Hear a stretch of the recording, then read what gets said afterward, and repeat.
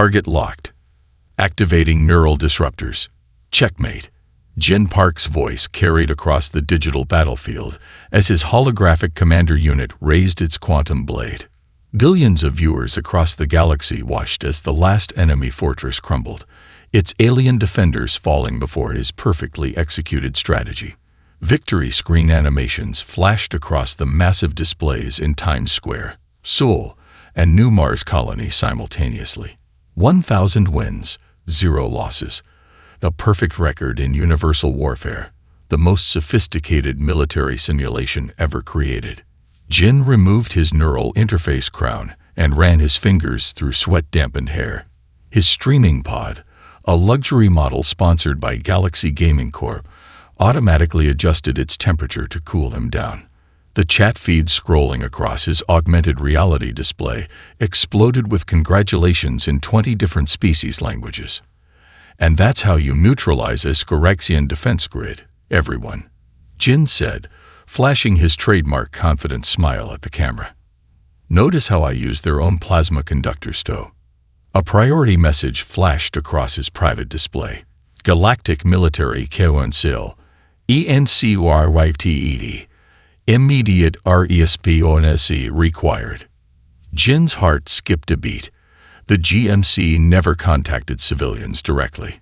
He switched his stream to a highlight reel and opened the message. Mr. Park, the message began.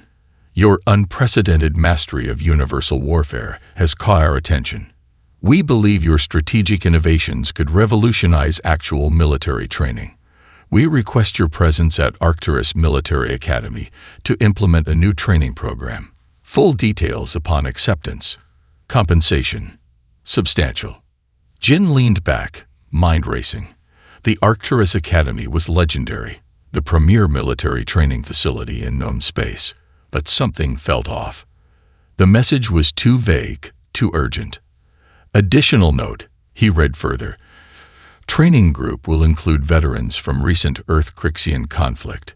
Experience with actual combat personnel is non-negotiable requirement. Now that was interesting.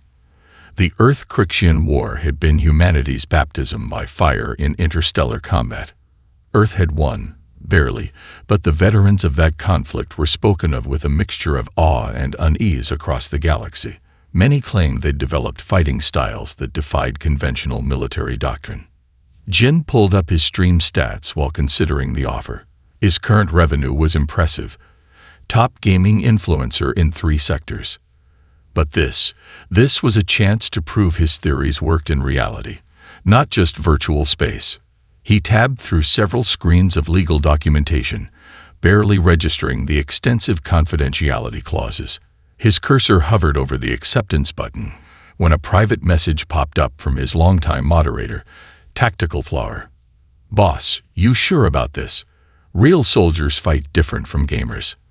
My cousin served in the war. Says universal warfare gets everything wrong about actual combat. Jin smiled and typed back. That's exactly why they need me. The game doesn't get things wrong. People just don't understand how to optimize their tactics properly.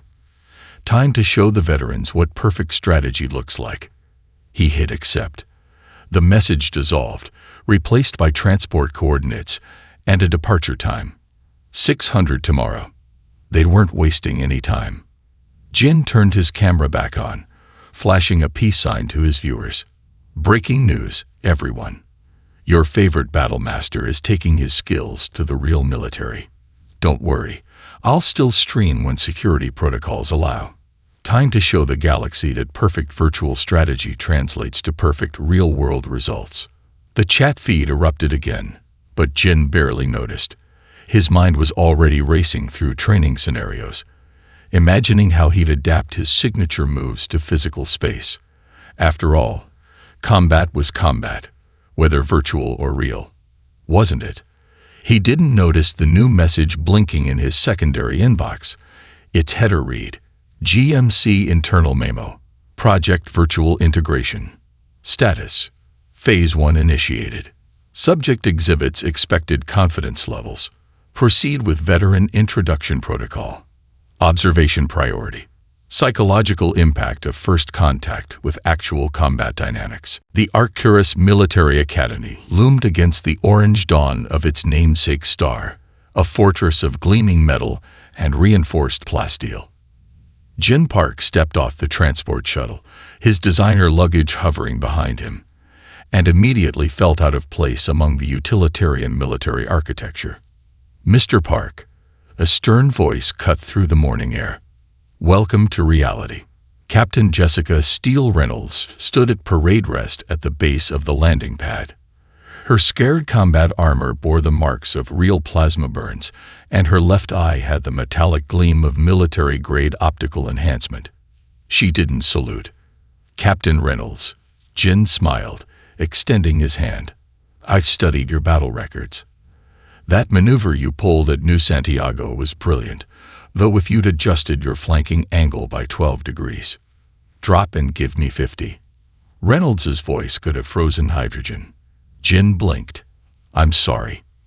You're on military ground now, civilian. When a captain gives you an order, you execute. Drop. 50. Now." Jin's expensive travel suit wasn't made for push-ups.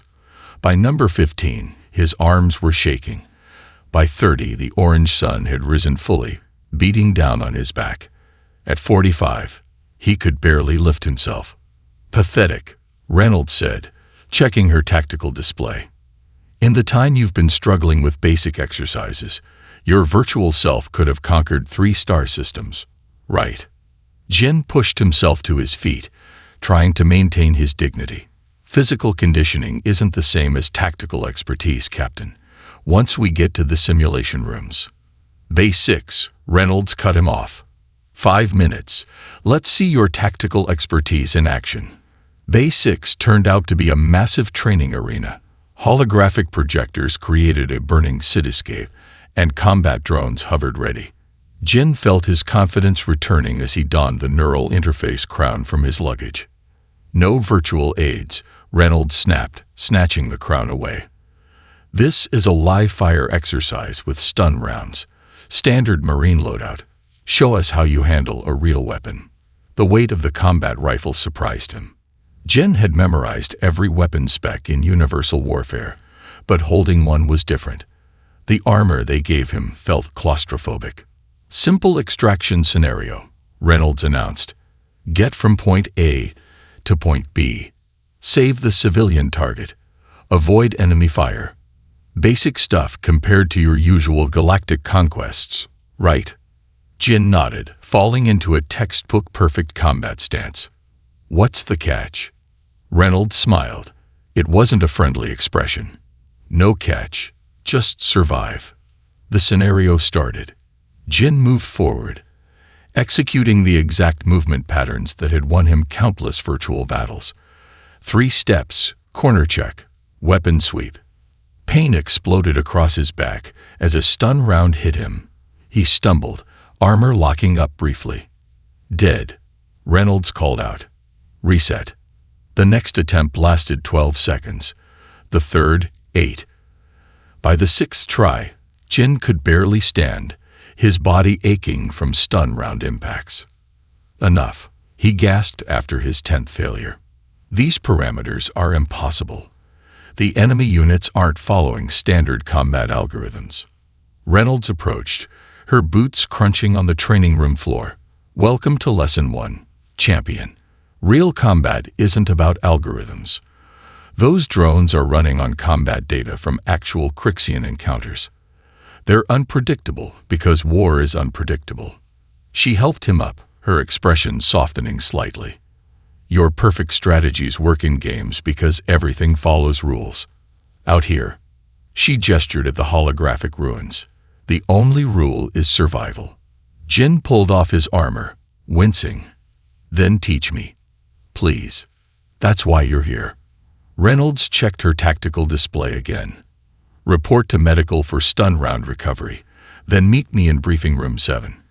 Time to show you what real combat looks like." As Jin limped toward medical, he heard Reynolds speaking into her comm. "Command. Initial assessment complete. Subject shows potential. Recommended protocol. Full immersion training.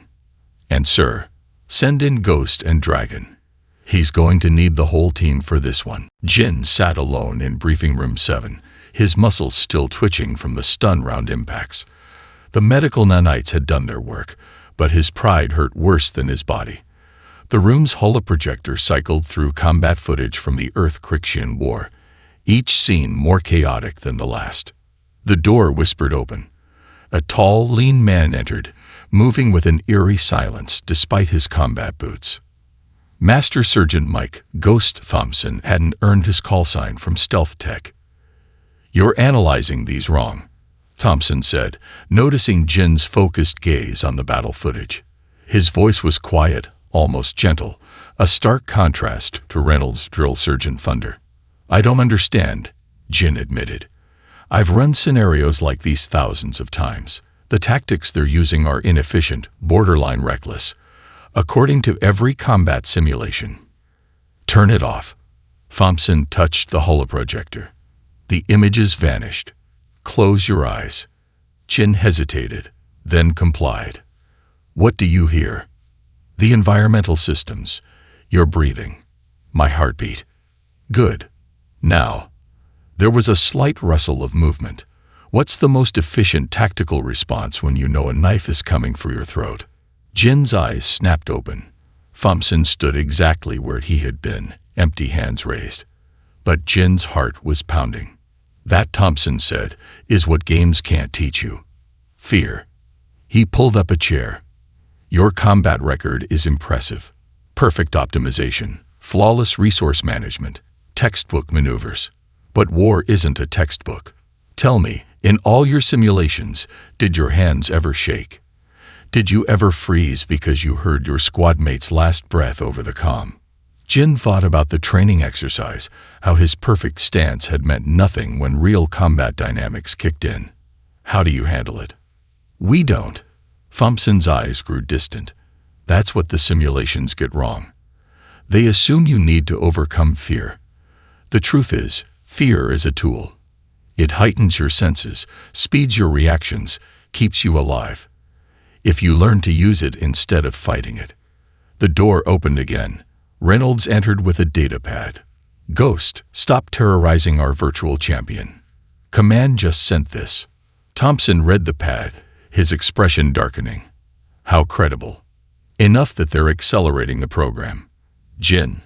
Reynolds turned to him. "Your training schedule just got compressed. The Crixians are moving again." Jin felt a chill. "Moving where?" "That's classified," Thompson said, "but let's just say your perfect virtual strategies might be needed sooner than we thought. You ready to learn how real soldiers fight?" Jin started, then remembered his humiliation in the training bay. "I'm ready to learn." Thompson nodded approvingly. Lesson 1. Forget everything the game taught you about perfect solutions. In real combat, a good plan now beats a perfect plan too late. Lesson 2, Reynolds added, starts in 5 minutes. Live fire exercise with Dragon and her close quarters team. Hope those nanites finished their work. As they headed to the training bay, Jin noticed something different in his walking pattern. His usual confident stride had been replaced by something more measured, more aware. Every shadow held potential threats now. Every sound demanded evaluation. "Good," Thompson murmured, noting Jin's heightened awareness. "You're already learning. Fear is making you better." "One question," Jin said, pausing at the training bay door. "If fear is so important, why didn't they program it into the simulations?" Reynolds and Thompson exchanged looks. "They tried," Thompson said finally. "But fear, real fear, comes from understanding exactly what you have to lose. No simulation can replicate that." The training bay door opened, revealing Lieutenant Amanda "Dragon" Rodriguez and her team in full combat gear. The holoprojectors were painting the room as a Crixian ship interior, complete with atmospheric effects. "Welcome to CQC Hell, Game Master," Rodriguez called out. "Let's see if you can turn that fear into something useful." "That's your third wall breach this week," Lieutenant Rodriguez said, watching Jin climb out of the smoking wreckage of a training barricade. "The difference is, This time you did it on purpose." Jin grinned despite his aching muscles. After 2 weeks of getting demolished by Dragon's CQC team, he was finally starting to see combat differently. The holographic Crixian ship interior flickered around them, reset protocols already rebuilding the destroyed section. "In the game, wall breaches cost resources," Jin explained, checking his tactical display. "But you showed me that sometimes the unexpected path is worth the expenditure." Rodriguez nodded, her scared combat armor reflecting the emergency lighting. "Now combine that with what you know. Show me what the virtual champion sees in this scenario." Jin closed his eyes, calling up the mathematical precision that had made him unbeatable online. The battlefield grid materialized in his mind. But this time, it was different. Instead of seeing perfect angles and optimal paths, he saw possibilities. "Standard doctrine says we should advance through the maintenance corridors," Jin said, opening his eyes. "But Crixian ships have plasma conduits running through those sections. If we time it right, we can trigger a cascade failure." Rodriguez finished, a predatory smile forming. "Use their own systems against them. That's thinking like a real combat veteran. But can you execute it under pressure?" Before Jin could respond, the training room speakers crackled. "All instructors to command, priority 1. Reynolds' voice carried an edge Jin hadn't heard before. "Hold that thought, Game Master," Rodriguez said, already moving. "Run breach simulations with the team. No mural aids. I want to see those calculations done in real time when I get back." Jin turned to the CQC team, 4 veterans who'd gone from mocking him to a grudging respect over the past weeks. "Okay, let's map this out. Chen, you still have that modified breaching charge." 2 hours later, Jin's team had executed the breach pattern 12 times. Each run was different, adapting to changing conditions, incorporating both textbook precision and veteran instinct. The final attempt shaved their time down by 40%. "Not bad for a game jockey," Chen admitted, securing his gear. "You're starting to think like." The facility's alert system blared to life. Red emergency lights bathed the training bay in crimson. "All personnel, battle stations. This is not a drill." Repeat, "This is not a drill." Jin's heart rate spiked, but this time the fear sharpened his focus instead of clouding it. Rodriguez burst through the door, her expression grim. "Strike team, gear up," she ordered. "Jin, command wants you in the tactical room. They need those pattern recognition skills of yours." "With respect, Lieutenant," Jin said, checking his combat harness. "I think I'll be more useful in the field." Rodriguez studied him for a moment. 3 weeks ago, you couldn't handle a standard breach without flinching. Now you want combat duty. 3 weeks ago, I thought perfect strategy was enough." Jin met her gaze. "You and the others showed me that real combat needs both precision and instinct. Let me prove I've learned that lesson." A slow smile spread across Rodriguez's face. "Copy that. Gear up, Game Master. Time to see if all that training pays off." In the armory, Jin noticed his hands weren't shaking as he checked his weapon. The fear was there, but now it felt like fuel rather than a hindrance.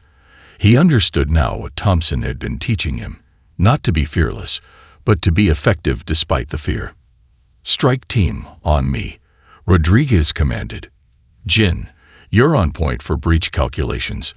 Ghost team is feeding us intel on the target facility. Captain Reynolds will coordinate from command." As they moved toward the deployment bay, Jin felt the strange merger of his 2 worlds. His mind ran the numbers with digital precision, while his body moved with the new instincts the veterans had drilled into him. "Ready to trade virtual for reality?" Rodriguez asked as the transport doors opened. Jin chambered around. Reality's got better graphics anyway. The transport's red emergency lighting cast everything in a bloody haze. Jin checked his tactical display for the 3rd time in 2 minutes, the familiar numbers and trajectories helping to steady his nerves. Around him, Rodriguez's team performed final weapons checks with practiced efficiency. "Approaching drop zone," the pilot's voice crackled through the comm. Crixian forces have control of the fuel depot's main facility. They're siphoning antimatter reserves. Copy that, Rodriguez responded. Jin, what's the virtual take on this? Jin pulled up the depot's schematics in his mind, overlaying them with standard Crixian assault patterns. They'll have heavy units at the primary access points. But there's a maintenance shaft that. The transport rocked violently. Warning klaxons screamed. Taking fire, the pilot shouted. Anti-aircraft batteries online. This wasn't supposed to happen. The intel said the batteries were offline. Jin's perfect plan evaporated as the transport dove sharply to avoid another barrage. New landing zone, Rodriguez barked. Northeast quadrant. Jin, recalculate. Jin's mind raced. Everything was wrong. The angles were wrong. The timing was wrong. This wasn't like the simulations where you could pause and reassess. This was. Jin. Rodriguez's voice cut through his panic. Remember your training. Fear is fuel. Use it. He closed his eyes for a split second, letting the fear sharpen his senses just as Thompson had taught him. When he opened them, he saw the battlefield differently. The anti-aircraft fire is creating an engagement cone, he said, his voice steadying. They're not watching their flanks. If we drop here, he marked a point on the tactical display. The depot's thermal vents will mask our heat signatures. Rodriguez smiled grimly. That's why we brought you. Strike team, prepare for hot drop. The moment Jin's boots hit the ground, reality crashed into him with physical force. The air smelled of ozone and burning metal. Real plasma bolts, not training stuns, sizzled overhead. His heart hammered so hard he could barely hear the tactical updates in his comm. Then Rodriguez went down. A Crixian ambush team had been waiting in the thermal vents. Their first volley caught her in the leg, burning through her armor. Jin saw her fall as if in slow motion. In universal warfare, losing the unit was a tactical setback. In reality, watching Rodriguez's armor smoke as she struggled to find cover, it was. Something clicked in Jin's mind. Chen, suppressing fire on their right flank. He ordered, the words coming automatically. Marcus, Lopes, with me. Jin moved without thinking, his body remembering the countless drills. The fear was still there, but now it showed him every detail with crystal clarity. He saw the patterns in the Crixians' movement, predicted their responses just as he had in the game. But this time, he understood the human element behind the math. They reached Rodriguez under covering fire. As Marcus and Lopes provided protection, Jin applied emergency sealant to her armor breach. His hands didn't shake. Not bad, Game Master, Rodriguez grunted through gritted teeth. Guess you can handle the real thing. Save the praise, Jin replied, helping her up. We've got bigger problems. The depot's main alarms were blaring. If the Crixians reached the antimatter storage, they'd have enough fuel for their entire fleet. Strike team, sound off, Jin called, surprising himself with the authority in his voice. New plan. They're expecting us to fall back and wait for reinforcements. Instead, we're going to give them something no simulation would ever recommend. Rodriguez, leaning on his shoulder but still combat-ready, laughed. Now you're thinking like a real soldier. What's the play? Jin's mind raced through the possibilities, combining virtual precision with everything the veterans had taught him about real combat chaos. We're going to let them steal the antimatter, he said. Then we're going to show them why humans are the most dangerous species in the galaxy when backed into a corner. The team stared at him, then at Rodriguez. She nodded once. Strike team, she commanded. You heard the man. Let's show these aliens why you never trust a perfect simulation when fighting humans. This is either brilliant or suicidal, Chen muttered as they moved through the depot's maintenance tunnels. Probably both. Jin led the team forward, his tactical display overlaying possible enemy positions on his HUD. Rodriguez followed close behind, her injured leg reinforced with emergency combat stems. The plan was unlike anything in the Universal Warfare playbook, and that was exactly the point. "Command's not happy," Rodriguez said, checking her comm. "Reynolds is asking what the hell we're thinking." "Tell her we're thinking like humans," Jin replied, holding up his fist for the team to halt. "Crixian forces approaching. 3, 2, 1. Heavy footsteps echoed above them. A squad of Crixian troops passed directly over their position, moving toward the antimatter storage facilities. Their chitinous armor clicked against the metal floor. "They're following standard conquest protocols," Jin whispered. "Just like in the simulations. But that's their weakness. They don't adapt well to chaos. And we're about to give them plenty of that." Rodriguez grinned. "Team, sync tactical feeds. Jin's calculations need to be precise for this to work." Jin closed his eyes, letting the tactical data flow through his mind. In the game, he would have seen this as simple geometry and timing. Now he saw it as a dance of life and death, where every step had consequences beyond mere numbers. Marcus Lopes set the charges exactly like this. He transmitted the coordinates. "Chen, I need you to." Plasma fire erupted from a side corridor. A Crixian scout team had flanked their position. "Contact," Chen shouted, returning fire. The maintenance tunnel filled with the acrid smell of ionized air. Jin's mind raced. This wasn't in the plan. In Universal Warfare, you could reset if an ambush ruined your strategy. Here, adjust and adapt. Rodriguez barked, seemingly reading his thoughts. She laid down, covering fire despite her injury. "What's the call, Game Master?"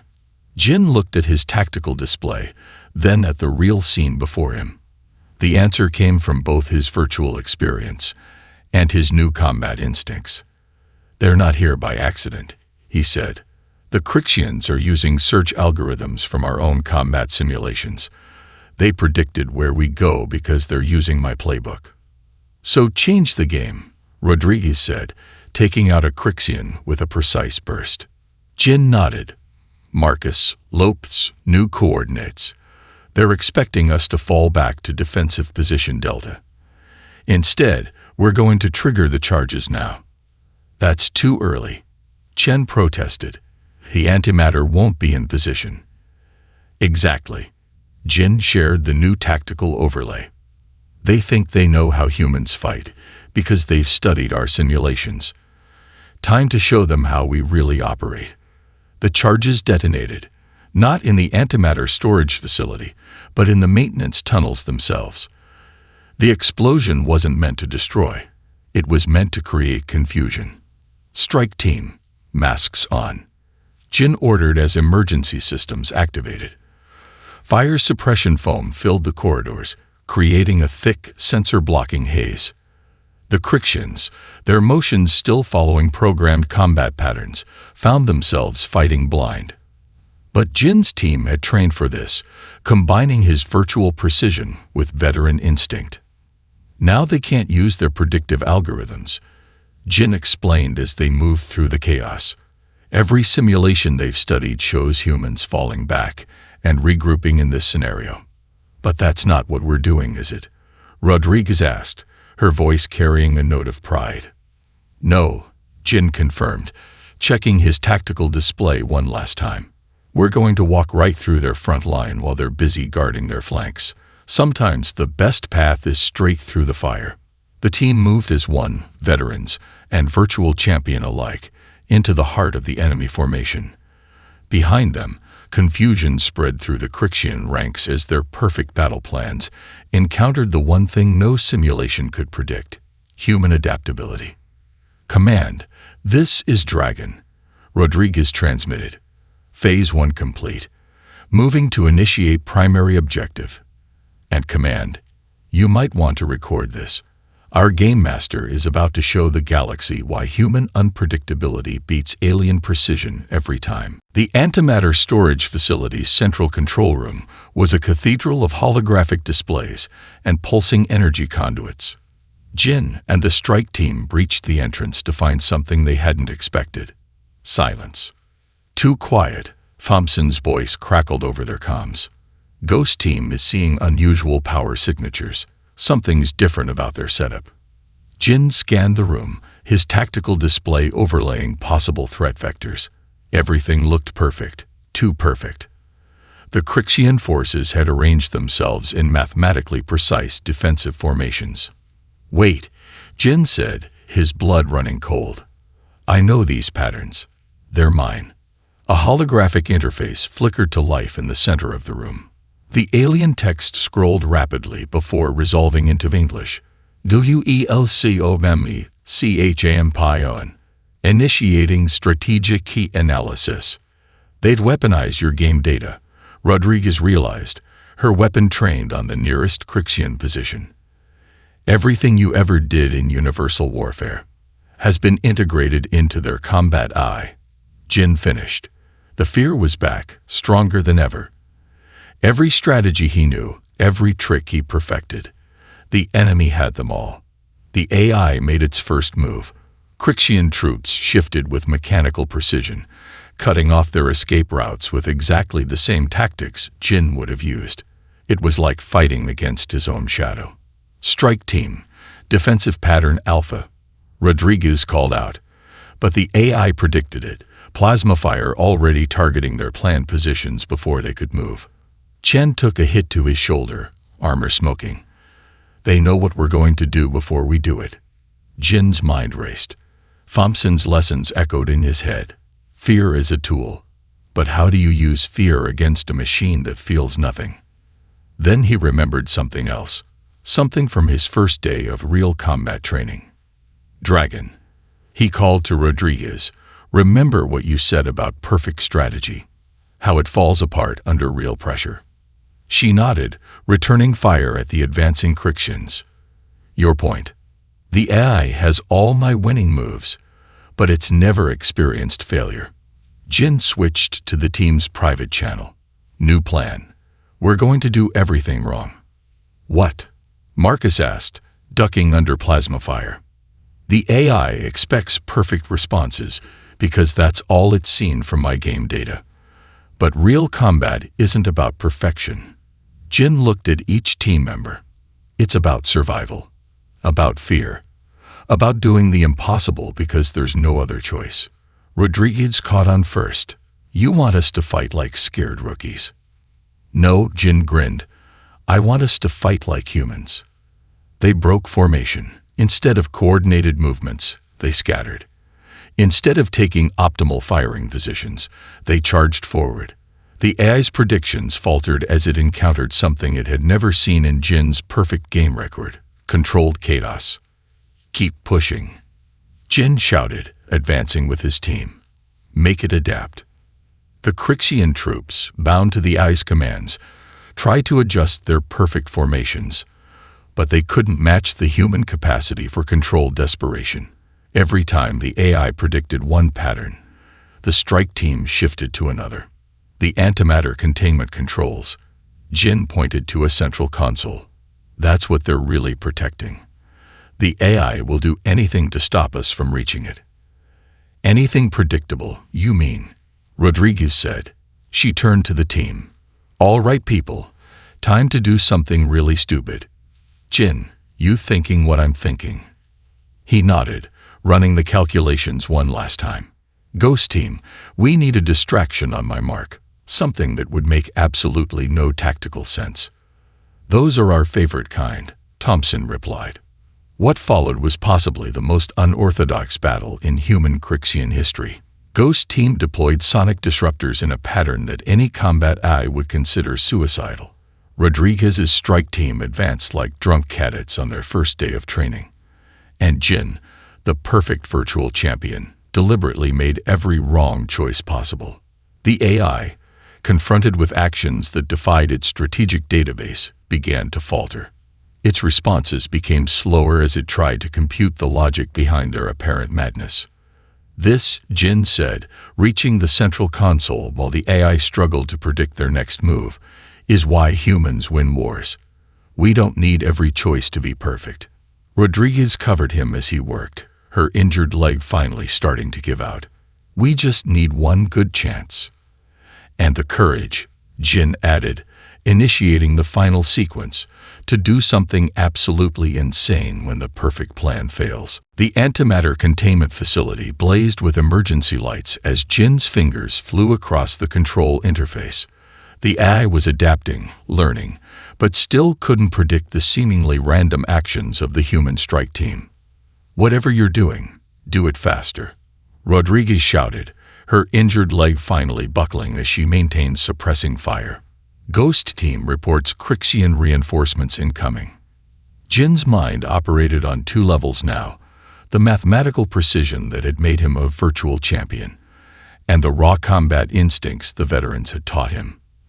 The AI had all his perfect strategies, but perfection wasn't what they needed. "Chen, Lopes, give me covering fire on the left flank," Jin called out.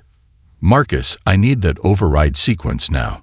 "The AI's blocking me," Marcus replied, his hands dancing across a secondary console. "It's like it knows every cyber warfare trick in the book." "Because it does," Jin muttered. Then louder, "So let's write a new book." "Thompson, remember that glitch we found in training? The one that made no sense. The reversal cascade." Thompson's voice crackled through the comm. "That's not a real tactic. It was a simulator error." "Exactly." Jin grinned. "Execute it anyway. The AI won't have that in its database." Coast team launched their assault, deliberately triggering a feedback loop in their combat systems that no sane warrior would attempt. The AI's predictions stuttered, trying to compute a response to something that, by its calculations, shouldn't be possible. Now Marcus, the cyber warfare specialist, burst through the AI's momentarily confused defenses, giving Jin the access he needed.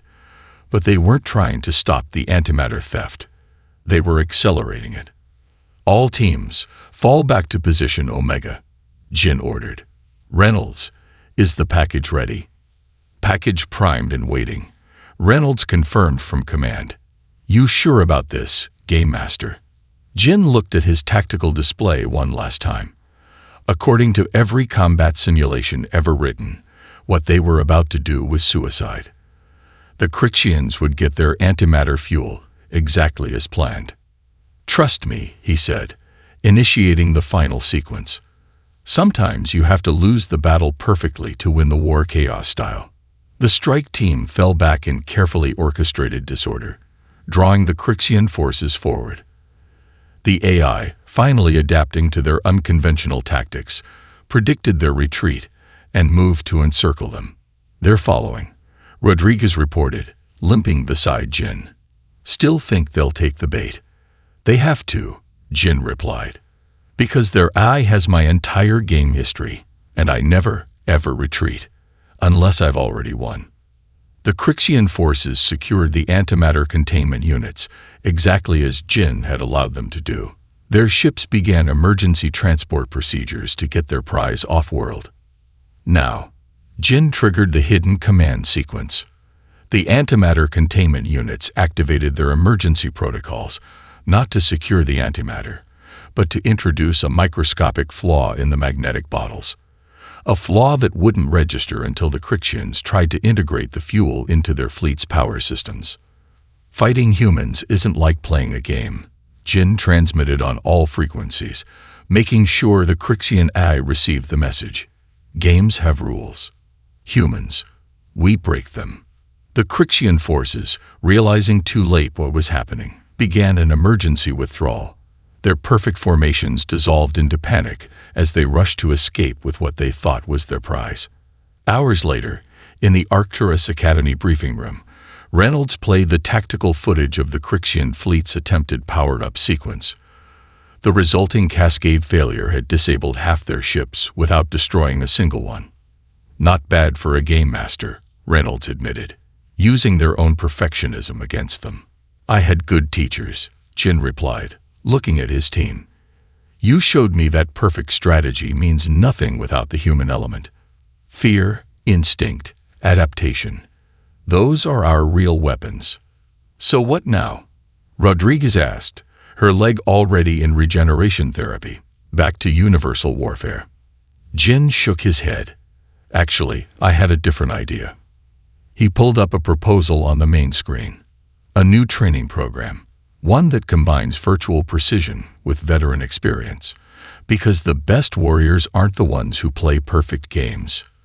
They're the ones who know when to break all the rules. Thompson finished, smiling. Welcome to the real army, soldier.